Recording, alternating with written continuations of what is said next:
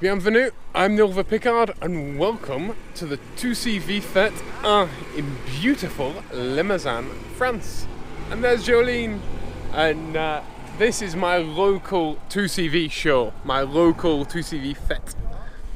And these are all my local cars and all the local 2CVs of the area. And today's not going to be like the National, because it's not as big a car show. There's only about 300 2CVs turn up, and it's pretty chill and pretty relaxed. So we're going to be walking around, checking everything out, having a look at stuff. And there's not just 2CVs here today, there's all sorts of stuff. So we're going to be checking out the other awesome stuff that arrives as it arrives.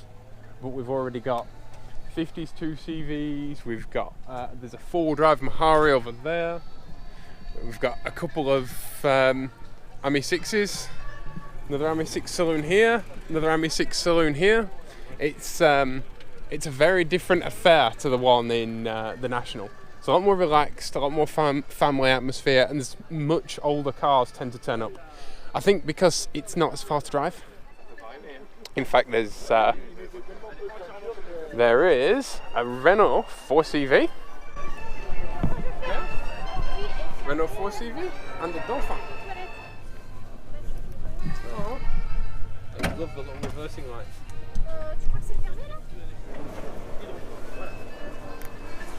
Super cute. And of course, tractions. Synchro Ronde. Original traction Avant with original paint. Hey! Another little 4CV. I love 4CVs. They're not the most practical thing in the world, but they are absolutely adorable.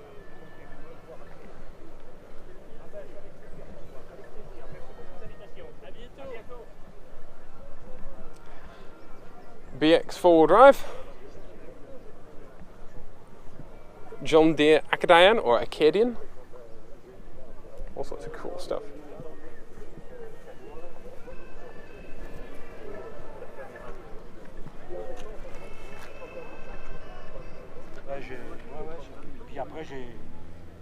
Matra Bergera S. There's not many of these left because they tended to all rust away. Got the triple seating. That's cool. Nice Peugeot 404. Renault Quattrelle van.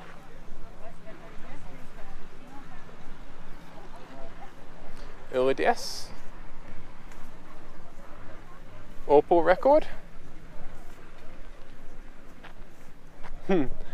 One of my followers, Tony, will be happy about this. A Euro spec Prelude. 4-wheel steering.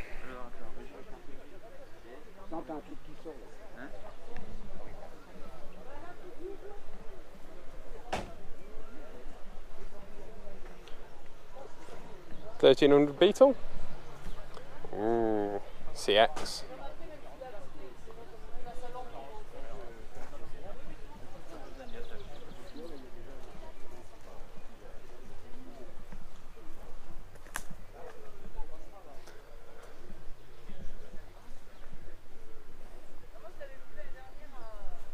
Renault Caravelle. In America, this was a Floride. And it's basically, oh, it is a Floride. And it's basically a Dauphin or a stretched 4CV with a soft top. It's cool. In America, these came with a 3-speed automatic, believe it or not.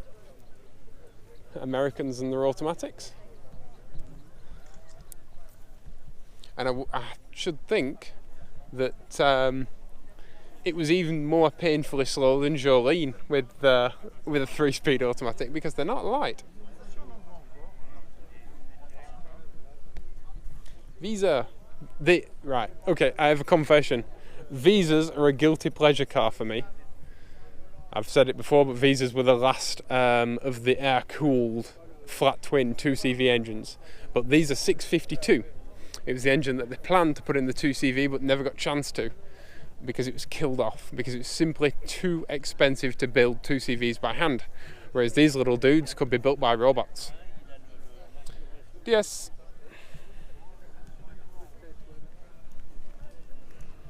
Oh, that's a cabriolet kit.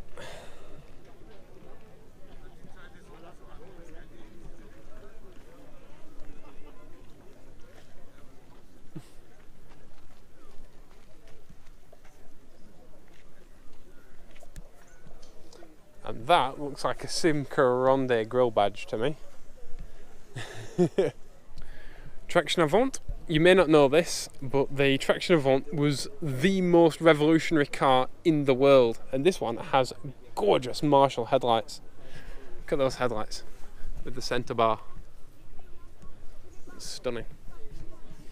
And they were revolutionary because they're one of the first mass production front wheel drive cars. The gearbox is in front of the engine, and this allowed them to bring the wheels up and the people down. So rather than being sat on a big platform and underneath and on top of big wheels and a rock hard chassis, it's actually a monocoque, and there are just 4 bolts hold the front of the car on. It's absolute genius engineering. And this one is stunning. But absolutely brilliant cars.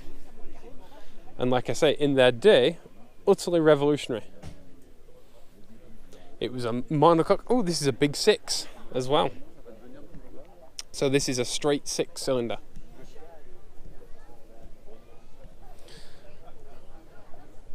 And they're very light, very comfortable. They have independent suspension.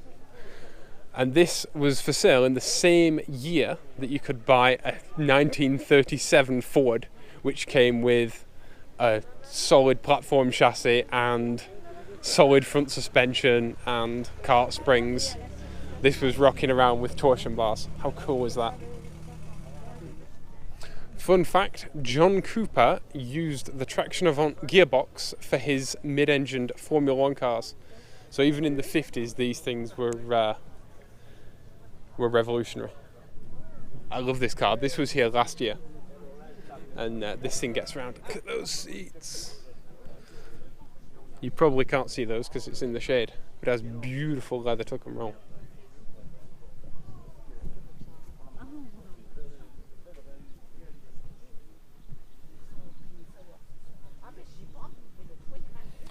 Big Robbery exhaust tip, which was a period accessory.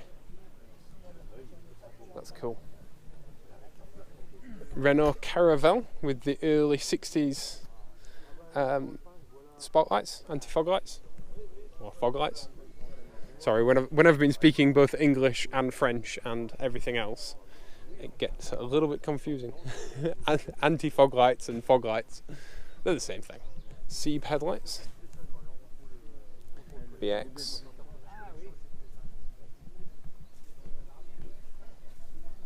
That's lovely.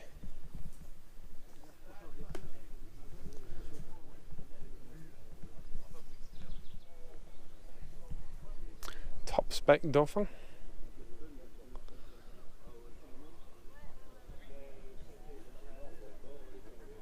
Undine. Boys and Bay.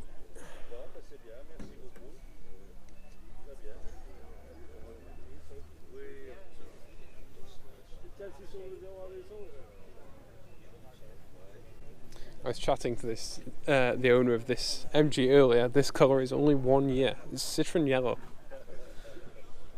It's gorgeous. Big SU carburetors. That's lovely. That's very clean. 75,000 miles since new. Here's one for my American viewers. And one for Jeff Glucker. Euro bumpers.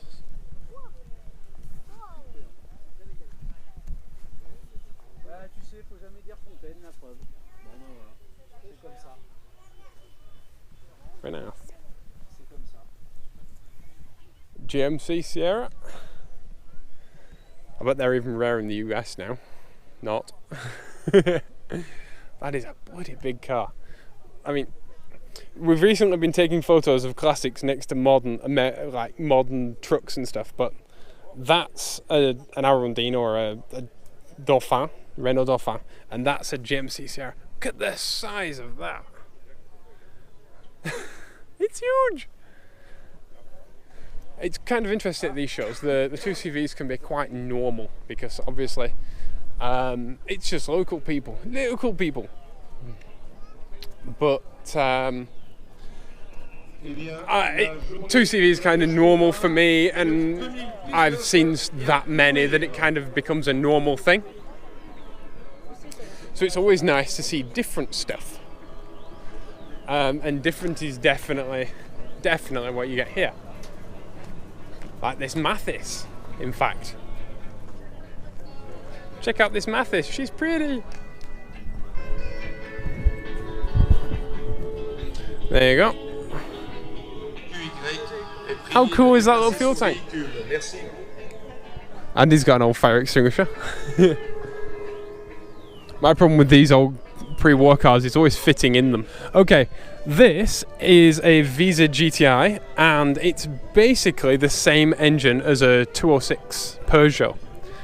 And it's a transverse engine, unlike the other Visa that we saw. With its body kit, it's also got a different dashboard in.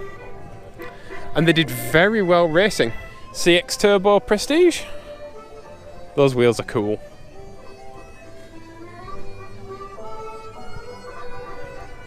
Check out that interior. Oh god, this audio is going to be a mess. Oh, a Rosalie. Another DS.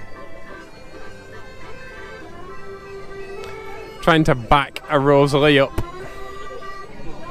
The Rosalie, or Rosalie 6, was the first car ever fitted with rubber engine mounts. Hence the Moteur Flottant badge on the back. And it's exceedingly pretty. That's stunning. Love an old tractor.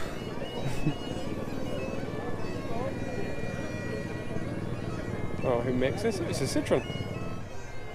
So I think these are both the same. Both B12s. Could be a B13 maybe.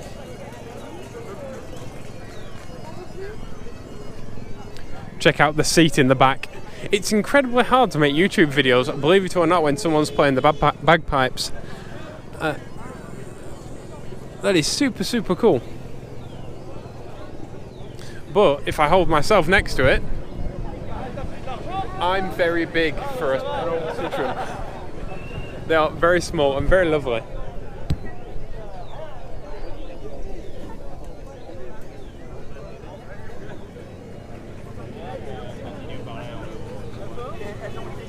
A faux coupe, B14. And I'm assuming because the boot goes the other way, it has a dicky seat, which is an occasional seat that folds out of the boot. Let's go find some other stuff.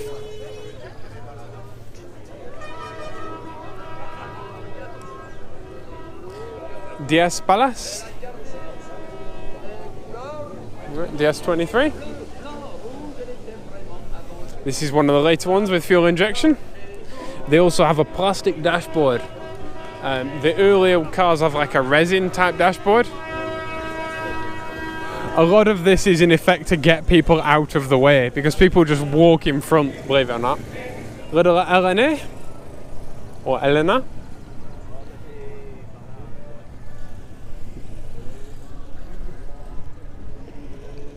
Like I said, these are very chill and relaxed affairs. They don't tend to be quite as Acadian or Acadian camper van.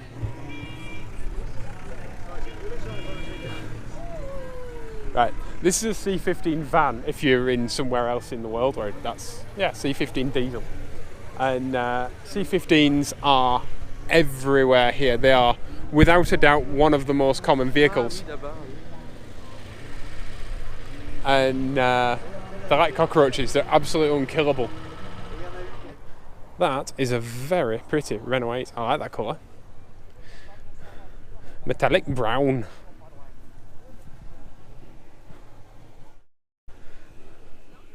Best brown car. That's lovely. That's nice.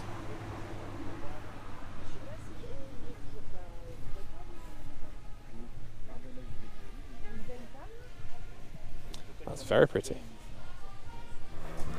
You'll like this one. And Citroën SM. That's pretty. I love the radio behind your elbow. That's one of my favourite things about a Citroën SM. I know I'm weird, but it's true. Manual.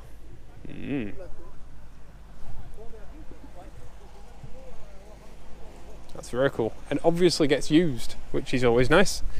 Hey, my local U23. Okay, this car belongs to my local village. And this is related to the U23s that you may have seen in the 2CV video recently from the 2CV National Show. Currently transporting a brass band, as you do. That's kind of U23 responsibility, that. You get up in the morning, transport a brass band. And I kind of want it. I want a U23. At some point, I have to own a U23. It just kind of has to happen. Hey, Amandine and Guillaume's. Du, Ami 8. It's quite a pretty Ami 8 actually. With Azam-esque seat covers. For some reason, 2CVs really suit a red interior.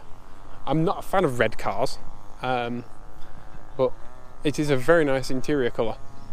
Hey, 104. Okay, so this is an LNA with a Peugeot engine in, rather than a Citroën engine. I've just seen this very pretty 1962. I knew what year it was, the owner didn't. But it's very, very nice. Look at that. In the dapple shade. She's very pretty. Very clean.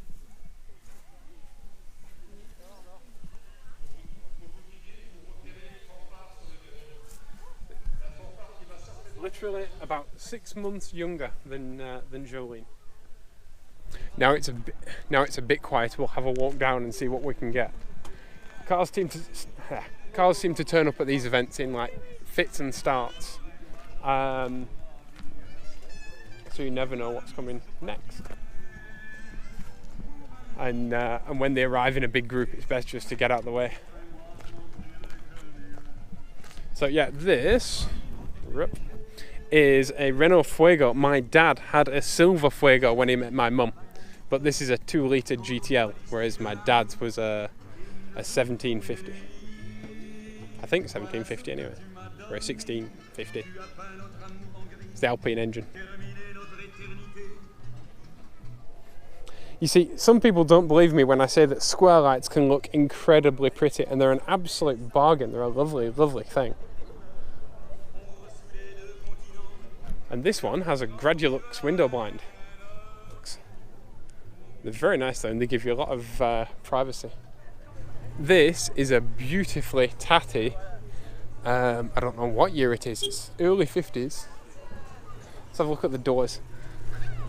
So it's early, mid 50s I'd say, because it's got the normal window openers. I'm trying to remember everything that Bob taught me. Oh, and it's got those electric windscreen wipers. Yes, they are electric windscreen wipers. That's a rare option. That's very nice and completely unrestored. I'd take that home myself, actually. I really like it. I'm walking away. Ooh, Now then, check this out, Alfa Romeo fans. That is a very nice Alfa. And this audio is going to be completely unusable, but that is stunning. Julia 1600. I don't know whether I'm going to have to talk a lot to stop myself getting copyrighted here. Now then, is this a 6? It is a big 6. That's stunning. So this is the big engine. That's very nice. I'm always amazed how much room is in the back seat of a Traction Avant. Literally, I can sit in the back and stretch my legs out. And this is the big girl, the big 6. And like I said in an earlier part of this video, she was the most revolutionary car in the world when she came out in 1937. Utterly stunning. Okay, Citroën Rosalie. This is a Citroën Rosalie. This is the car that the Charleston gets its colour scheme from, if you've ever wondered. And it's a big 6-cylinder, big straight 6, and they are utterly gorgeous. The Citroën U23, this is the problem with filming, it shows. The Citroën U23 is basically a Rosalie pickup. And they are absolutely beautiful. Oh, this is not a Rosalie 6, this is a Rosalie 4, 4-cylinder engines, 1.628cc. So very nice though. And they make a lovely noise. Next to a very, very nice AC4 pickup. In fact, you can actually see, if I move back, okay, so this is an AC4, which is a later one, and that's the B12 pickup from earlier. And you can see how much bigger the car's got very quickly. But I still don't know if I can fit in one.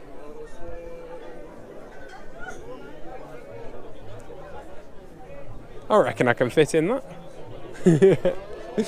I can make myself fit. But that is absolutely stunning. I have a thing for pre-war cars. I have a deep, deep passion and love for pre-war cars. I absolutely adore them and the ingenuity that went into them. Le Petit Citroën. Little Lemon. I'm not sure how I feel about spokes on 2CVs. It's something that's been done since they first came out. This is obviously a 2CV6, which is a later car. It's 70s, 80s. But yeah, not sure how I feel about spokes on a 2CV.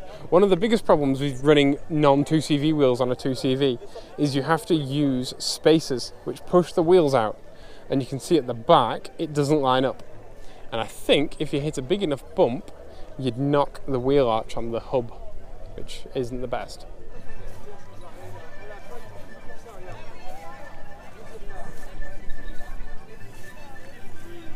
Okay, check out this old taxi. And I think it's a Renault.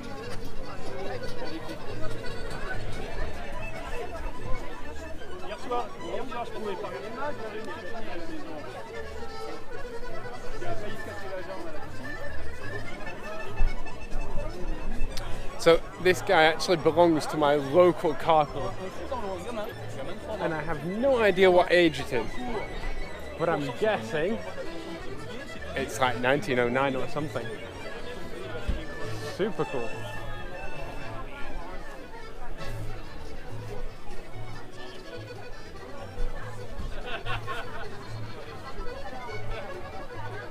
I think that's the brake reservoir.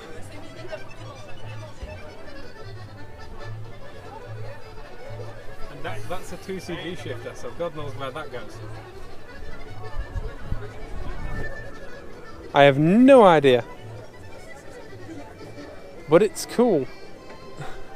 I have no idea what's under this thing. PL? So it could be, it's not Panhard et Leviso, but the hubs say PL.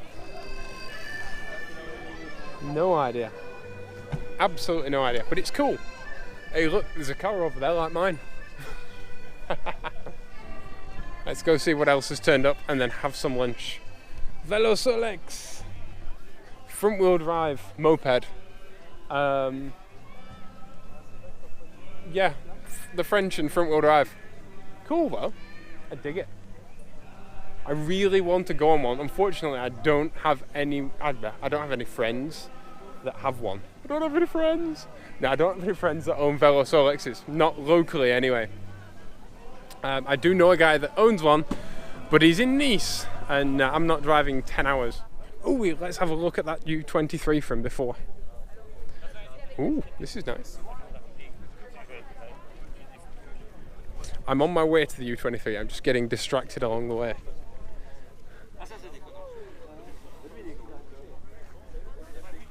So it's a long roof, so it's before 57. And it's the little engine.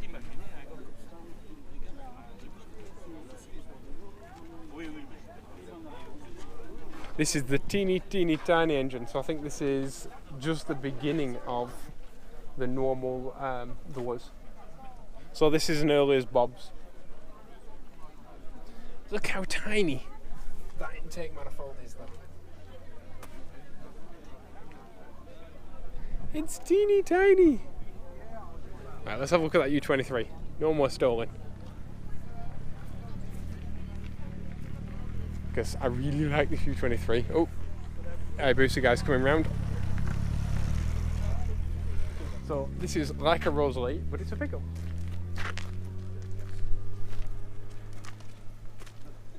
And I really want one. Oh, it's even got wind down windows. Got the windscreen wiper motor on top. That's super cool. Hey, and it's got the same window switch, the windscreen wiper indicator. It's got the same indicator switch as a 50s 2CV. That is a super cute and clean little U23. Luckily, I get to see this car quite a lot because it's in my local car club. With its raised bed. Some have raised beds, some have beds that sit on the chassis, and I don't know what's the difference. I'm not a big U23 guy. They made them from like the early 30s all the way, it might even be 1928 or something like that. And they made them all the way through till 1952, which is the newer, more American style front end. I don't know that much about them. I know some have a big Rosalie 6 engine in, but that's about as far as my knowledge goes. But it's really cool, and I like it, and I want one. Because I want to, you know, I need a giant pickup truck. That's what I really need. It's a more usable everyday transport. I have to say, Jolene is beautifully usable every day, and I would use something like that every day. Although, I bet the fuel economy is not quite as good.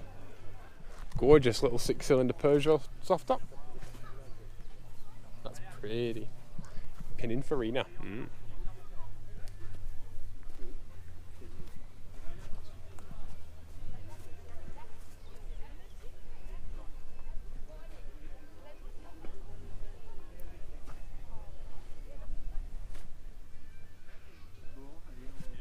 So that is the soft top version to that one over there.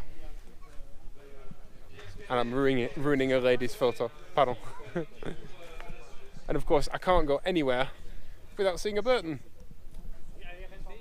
which is basically a kit car for a 2CV, although you can buy new ones. And Burton are the biggest sports car maker in Holland. So thank you all for watching. I hope you enjoyed this little car club meeting thing. It's a very pretty site, isn't it? It's an absolutely lovely place to have a car club. Say hello, Miriam. It's a beautiful place to have a little classic car fete thing. We've got accordion music. We have a brass band rolling around, and there's even a guy. There are people, I don't know why, but there are people that do remote control boats. That's the only annoying thing about it, that the remote control boats are super noisy. Anyway, thank you all for watching this video. If you liked it, please tell me by clicking like. It helps the channel massively. Subscribe if you want to see more videos like this, and share these videos with your friends. It helps absolutely massively. So thank you all for watching. Please be awesome to each other, and I'll see you all in the next video. Bye bye.